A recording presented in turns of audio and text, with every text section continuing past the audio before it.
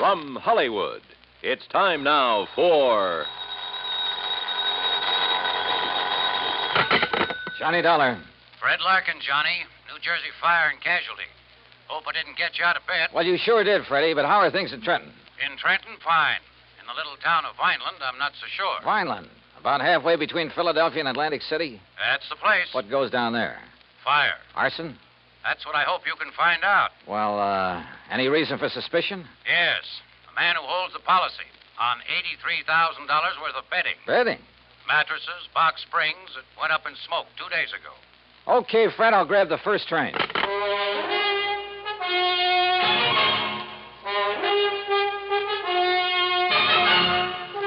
Bob Bailey in the exciting adventures of the man with the action-packed expense account. America's fabulous freelance insurance investigator. Yours truly, Johnny Dollar.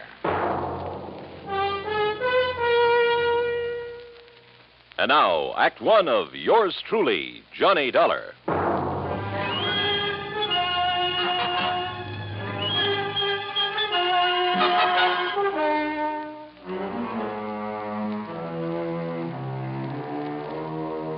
Expense account submitted by Special Investigator Johnny Dollar to the New Jersey Fire and Casualty Insurance Company, Home Office, Trenton, New Jersey.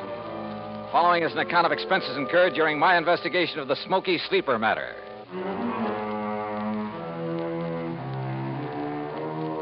Expense account item 1, 1075, fare and incidentals, Hartford to Trenton. Item 2, 80 cents, taxi to Fred Larkin's office on West State Street. He lost no time in getting right to the point. That's right. $83,000 total loss.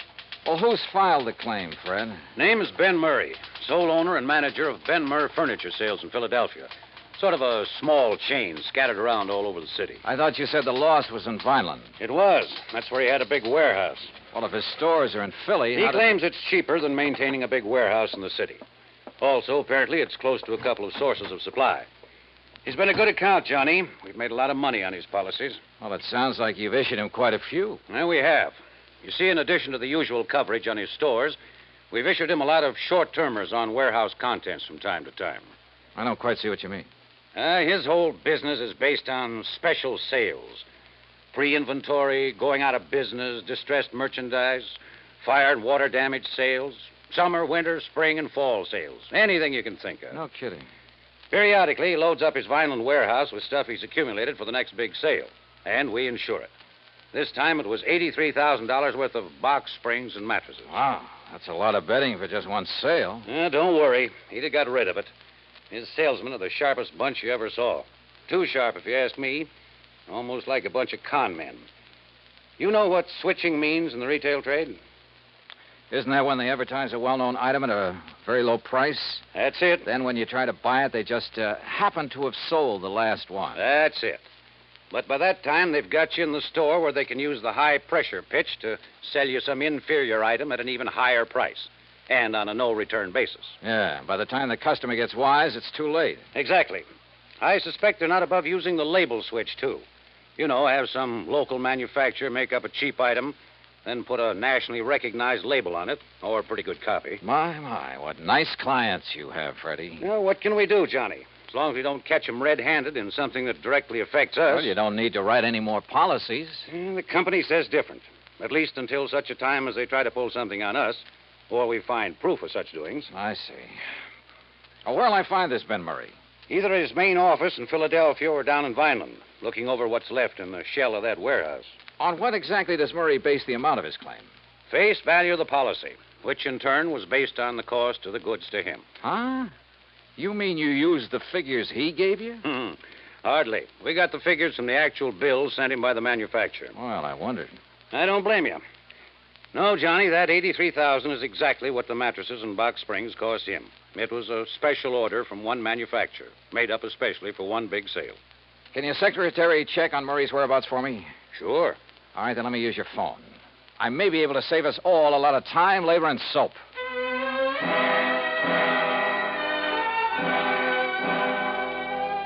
I called my old friend Adam Bowles, who lived within a few miles of Vineland, who, before he retired, was one of the top arson men in the country. Investigator, I mean. He wasn't home, but I left word for him to drive to Vineland and meet me in the lobby of the East Landis Hotel whenever I got there. Meanwhile, Fred's secretary had learned that Ben Murray was in his Philadelphia office. Expense account item 3560 for a train to Philadelphia and cab to the main office of Benmer Furniture Sales. The place was a madhouse. Okay, Dollar, go ahead in. It's that first office on the right. Thanks. And listen. Oh, wait a minute. Sales department, call me back. I'm busy. Listen, Dollar, if you can get a word in edgewise with Ben, ask him where's the contracts for that West Philadelphia deal, will you? Oh, sure. Sales department. Yeah? I'll turn a hose on some of that stuff and call it a flood sale. Something like that. Make the picture in that advertisement look good, see? Put a lot of stuff around. Pictures on the wall, rug on the floor, stuff like that. Yeah, make the suckers think they're getting a 25-piece dining room suite, not just a table, 4 chairs, and 20 crummy dishes. Dollar, sit down. Thanks. Yeah, make it look like they'll be getting everything they see in the ad. Yeah. Now, did you get them sofas in from Sterling? Okay. Put a price ticket of $95 on them. And then mark it down to $49.95, and we'll clean out the whole... Mr. Murray. Huh? He what? Sterling charges $25 for those lousy sofas. Listen, we're giving them $22.50 for them, except for the demonstrator we show on the floor, the good one. Who does he think he is telling me the price he's going to charge me? Oh, the lousy bunch of chiselers, trying to hike the price on me. Boy, what a business. From the looks of that outer office, you've got plenty of it. Yeah, volume, Dollar. That's what does it. I work on a narrow margin, see? Oh. Yeah, sometimes I even lose money, just to keep the volume up.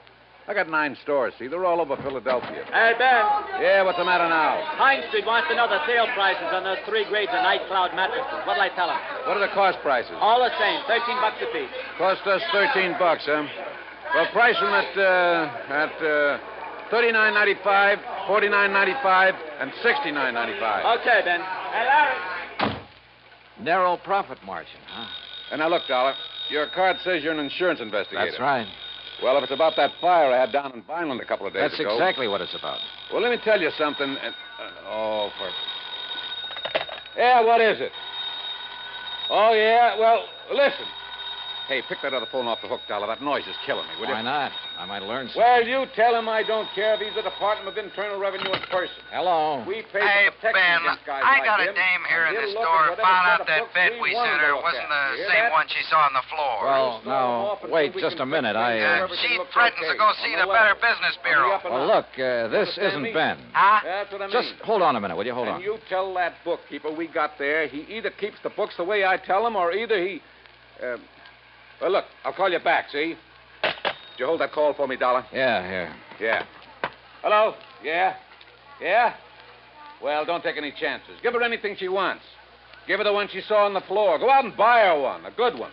Just make her happy. Keep her from... well, you know what I mean. Yeah. Troubles.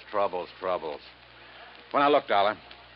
You think there was anything wrong with that fire, you prove it, I'll give you this whole business. What do you think I am, a crook? I haven't said that yet. Then what's the idea of investigating? Not you, but that fire. We always investigate when a claim this large is involved. Oh, yeah? Do it automatically. Look, I'm trying to run an honest business here, just barely scraping by. That phone call just now. A customer ain't 100% satisfied, we make her satisfied. Oh, sure. To keep her from blabbing about the way you rooked her. Oh, look, get out of here, would you? Can't you see I'm busy? I try to run a decent business here, and punks like you come in and... Oh, if I'm... Yeah, hold on. Look, you got some legit reason to investigate, Dollar. You come around then. Maybe I will. Now go on, get out, will you? Gladly. Listen, Charlie, you tell him he tries to outsmart me, I'll sue him for every cent he's got. Expense account item 4, $50 deposit on a drive-your-own car. I crossed the Delaware River Bridge and finally picked up Route 47 for the 35-mile drive down to Vineland. Flat country, this, with plenty of beautiful trees and rich farmland, and occasional cranberry bog. The soft smell of ripening peaches greeted me from the vast orchards I passed. It was all very pleasant. Certainly a complete contrast to the noisy, unhealthy joint I just left. And I could see only too plainly why Fred Larkin suspected arson in the warehouse fire. Sure. If a character like Ben Murray didn't resort to arson, he'd feel he was missing a good bet. Proof of arson, however, is a different matter, and not always easy to come by. That's where I wanted the help of Ed Bowles. But Ed hadn't got to the hotel when I arrived in Vineland. So I drove over to the police headquarters at 610 Wood Street, a block north of Landis Avenue, the main drag. There I found Sergeant Louis Tomaso, who'd been working on the case. Be glad to take you over there, Dollar. Just the other side of Chestnut Avenue. That's over south of town. All right, Sergeant, I'd like to see that warehouse, or what's left of it. Oh, there's plenty left of the warehouse. All metal construction. Come on. That in itself might make it hard to spot arson. Dollar, we went over the... Lieutenant, Mr. Dollar and I are going out to the Benmer warehouse. We went over that place with a fine-tooth comb, both during and after the fire. Came up with nothing, huh? Nothing that would give any cause for suspicion. Sergeant, do you know a man by the name of Adam Bowles? I certainly do. He's been giving me a lot of help with this. You know, just to sort of keep his hand in. And he's found nothing? Not a thing. But of course, he's the kind that never gives up. Yeah. Well, let's get on over and take a look at that place.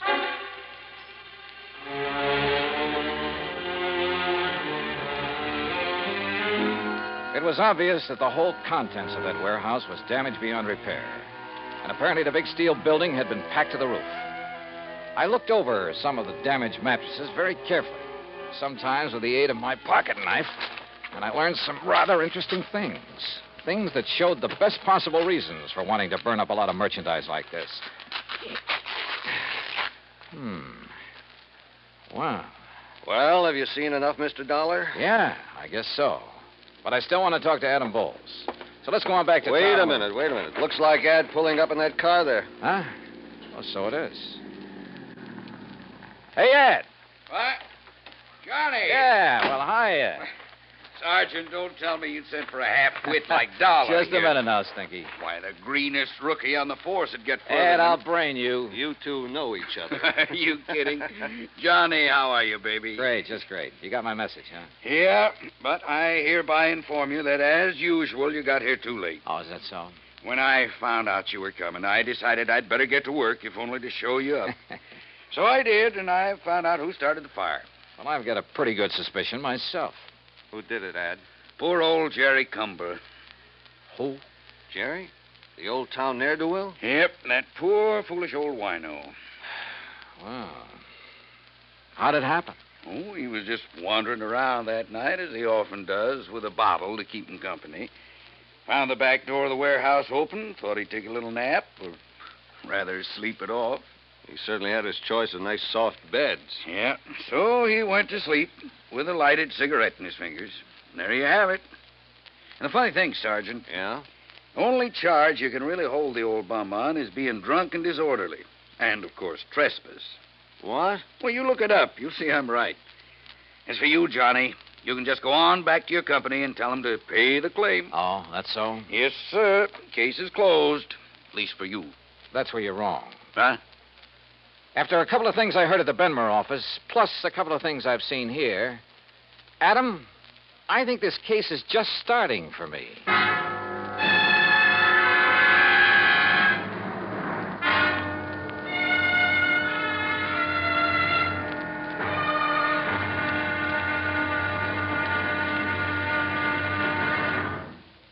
Act Two of yours truly, Johnny Dollar, in a moment. For a long time, people have been saying that the Earth is shrinking because transportation is getting faster and faster. And because this is true, people are getting closer, too. Today, our neighbors are not only the ones who live next door to us, they're all over the world. It is axiomatic that one should help his neighbor. But Americans have gone a step further. In addition to individuals helping individuals, now many American cities help many other cities through the Sister City program. Now, perhaps you've heard how it works. If not, here's an example or two. In the fall of 1959, a large area of Nagoya, Japan, was struck by a devastating typhoon. Her sister city, Los Angeles, California, sent tons of relief materials to Nagoya by way of an Air Force plane headed for the area. The Marines and the Navy rendered vital emergency aid during the disaster. When earthquakes shook Viña del Mar, Chile, during the summer of 1960, her sister city, Sausalito, California, sent hundreds of dollars worth of relief materials to help out. Another case in point, the school children of Clovis, New Mexico, sent a number of cultural exchange packages to students in their sister city of Adana, Turkey. There are hundreds of such examples because there are hundreds of sister cities. By using this means of diplomacy, friendship and understanding have increased throughout the world and paved the way for permanent freedom, the right of all men everywhere. And now, Act Two of yours truly, Johnny Dollar, and the Smoky Sleeper Matter.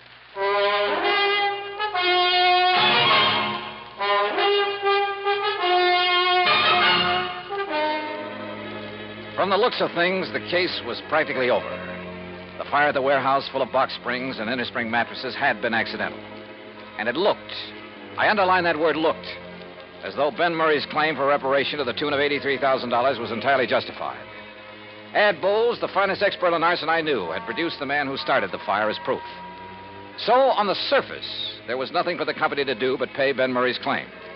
But I smell a rat, a big one. Expense account item 5, 75 cents for a person-to-person call to Fred Larkin in Trenton. Well, Johnny, if you're satisfied with Bowles' conclusion that it wasn't arson, well, that's that. We'll have to pay off the claim. What if I could prove fraud? Fraud? What do you mean? Look, Fred, you told me you saw the bills, the manufacturer's bills, to Murray, giving valuation on the bedding that was stored in that warehouse. Yes, I have photostats of those bills right here in my desk. But what... Good for you. Dig them out, will you? Oh? Why? Go on. Dig them out, Fred, and read them to me. What if there was no arson? I fail to see what you're driving Look, will you do what I ask you? I'm trying to save your company some money. All right. Here now. Now, what do you want to know? Well, the labels on the remains of the mattresses I looked at the scene of the fire, those labels indicated there was a model called the Night Cloud Sleep Rest. And that checks with these bills. Let's see. There were 3,500 mattresses called Night Cloud Sleep Rest. Well, forget the quantities. What was the manufacturer's price to Ben Murray on that Night Cloud Sleep Rest? Let's see. Johnny, they cost Ben Murray exactly $25.50 apiece. And there's an equal number of box springs to match. $25.50? That's right. But I overheard him say in Philadelphia that he only paid... What, Johnny? Nothing. What other models are on those bills? Night Cloud Super Sleep. And the price? Just a second. Hey, look, while you're figuring, you might be interested in knowing that the labels on that sleep rest indicated a retail price of $69 each. Some profit, huh? Here now. Johnny, the Night Cloud Supers cost Murray $26.20 apiece. Wow, all right, I got it. And he claimed to be working on a narrow profit margin. Now, the Night Cloud Perfection Sleep cost him $27.14 each. Good. Any more? Those were the only ones he bought and stored in the warehouse. All right. Now, give me the name and address of the manufacturer. Easy. Golden Bedding Corporation, Woodbine, New Jersey. Good. Now, one more thing. Can you think of the name of another big chain of furniture stores, like Ben Murray's, only in New York or Chicago or some other big city? Well, of course, there's Glauder Brothers in New York. Glauder Brothers. Only they're such a disreputable outfit that when they try to talk insurance with us... Freddie, that's all the better. Thanks a lot. Now, wait, Johnny. You still haven't told me... Oh, I will, Freddie. Don't you worry. I will. Why I didn't get pinched for speeding somewhere along Highway 49, I'll never know, because I certainly didn't hold back the horsepower.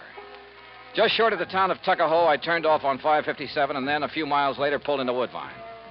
Although it's a small community surrounded by farms, it boasts a big hat factory, a couple of clothing factories, a vast, sprawling state institution, and on the far edge of town, the Golden Bedding Corporation's huge plant. I figured the best thing to do was put on a bold front and bull my way into the president's office. But any such tactics proved entirely unnecessary. Barney Glauder, huh? Yes, Mr. Golden. But just Barney's good enough. Well, I should say it is, because you must be Barney Jr. I've known your papa for years. Sit down, my boy. Would you like a cigar?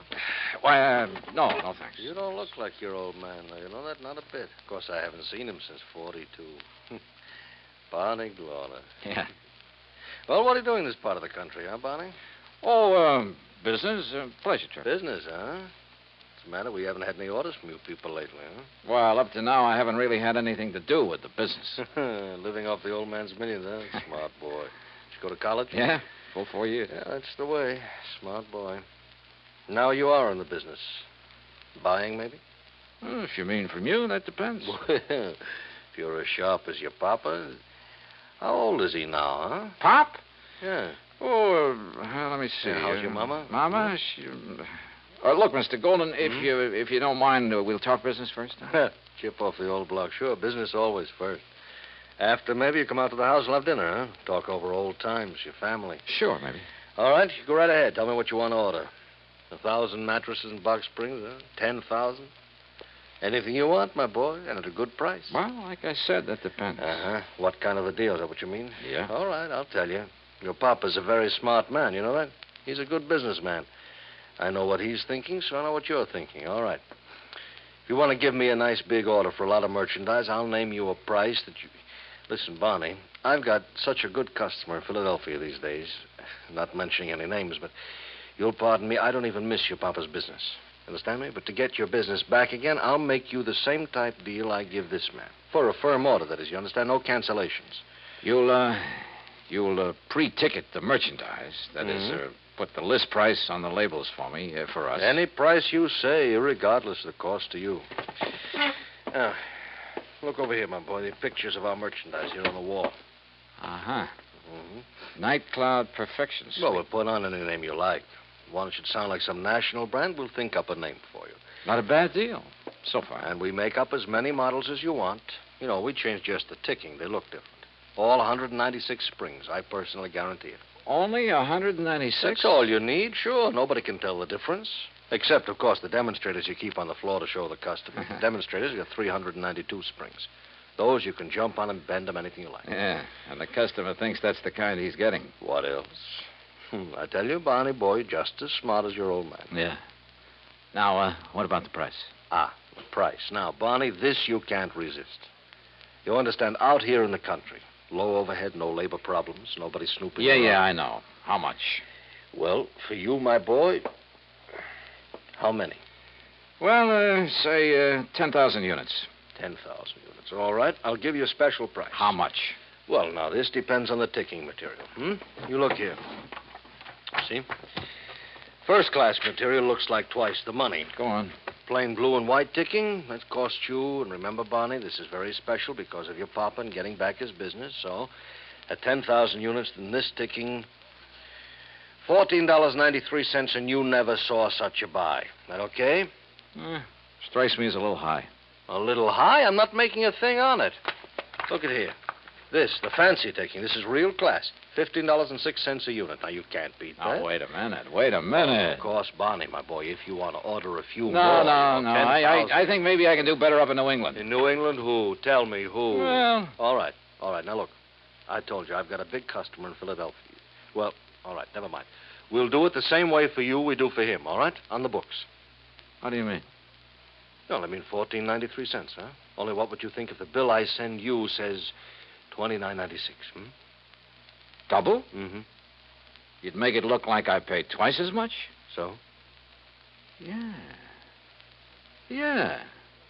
For tax purposes, I'd only be showing about half the profit I was actually making. Smart boy, Barney. Or suppose I insured the stuff for the amount your bills showed, and something happened to it. Well, that's right, sure. However you want. Excuse me. Hello. Oh, hello, Ben. I was just thinking of you. I hear you had a lucky fire up there. What? Oh, no, not now. Listen, Ben, I've got a customer. I've got an important customer here, the son of a very dear old... What? Yes, he is. Yes. A blue shirt and a bow tie. Oh, no. Ben, I'll call you back. Mr. Dollar? That's right. Johnny Dollar. In person, Mr. From the Golden. insurance... Oh, no. Too bad Ben Murray's call interrupted our conversation. Oh, what have I said? That was a very interesting lot of facts you gave me, and I strongly suspect it'll not only put Murray out of business, but you too. And a lot of people you've been dealing with. Now, Dollar. Brother, I hate to think of what the Better Business Bureau will do when they get hold of these facts. Bureau. To say nothing of the Federal Trade Mr. Commission. Dollar, listen to me. But I have a notion it'll help to clear up one of the dirtiest chip rackets in years. There's no need Even to the go on. long-suffering public understands this sort of shady operation when it's brought to their attention. It's not at all. As for the decent, If legitimate you national understand- firms you've been practically Now, stealing listen from... to me, Dollar, will you please listen a minute? Yeah, go ahead. Business has been good. I've made a lot of money. Oh, now, wait a Maybe minute, will you could use a little bit. You know, we'll call it the commission, huh? Say $10,000. In cash, it wouldn't show. Golden, I wouldn't even spit on that kind of money. Oh, I could maybe persuade you. You couldn't persuade me to have any part of it. Brother, you've had it coming for a long, long time. And believe me, I'm going to see that you get it. Understand? Yes, Dollar, you make it... I understand. I understand you, too. You dirty crook. You faker. You liar. You cheating, dirty, conniving, chiseling liar. You ruined me, you hear? You ruined me. Yes, Fred? I'm afraid that your nice client, Ben Murray, based his insurance claim on a lot of values that didn't exist. On the hiked-up prices. Hiked up to cheat you and the income tax boys. And if that isn't outright fraud, I'll eat my shirt. So you can just forget about paying that claim or any part of it. And I hope that you and the company will take whatever legal steps are necessary to put these guys out of business. Expense account total, including incidentals and the trip back to Hartford, $130.49. And cheap at half the price. Yours truly, Johnny Dollar.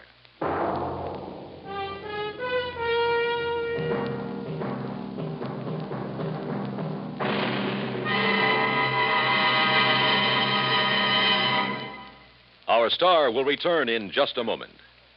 Our flag now numbers 50 stars, and behind each star there stands yet another flag representing one of the 50 states. Kansas' state flag is dark blue, and in the center is the state seal, surmounted by a large sunflower, the official state flower. The seal reflects the history of Kansas, the train of ox wagons going west, for most of the great roads pass through Kansas. An Indian is depicted chasing a herd of buffalo, recalling the words of the official state song, "Oh, give me a home where the buffalo roam." For this truly was the home of the buffalo and Indian. The east is represented by a rising sun, and the promise of future prosperity is indicated by the steamboat on the river and the farmer plowing the field. Above a mountain range are 34 stars, for Kansas was the 34th state admitted to the Union. Over all is the state motto, ad astra per aspera, to the stars through difficulties. Kansas state flag, the flag of the 34th state to enter the Union, was adopted on March 23rd, 1927. Now, here's our star to tell you about next week's story. Next week, the case of a girl who was willing to kill for money she didn't need. Join us, won't you? Yours truly, Johnny Dollar.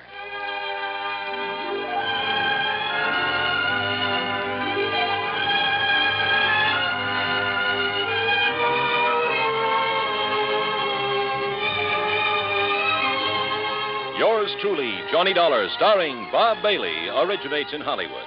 It is produced and directed by Jack Johnstone, who also wrote tonight's story. Heard in our cast were Russell Thorson, Jack Edwards, Will Wright, Paul DeBob, Lawrence Dobkins, and Vic Perrin. Be sure to join us next week, same time and station, for another exciting story of yours truly, Johnny Dollar.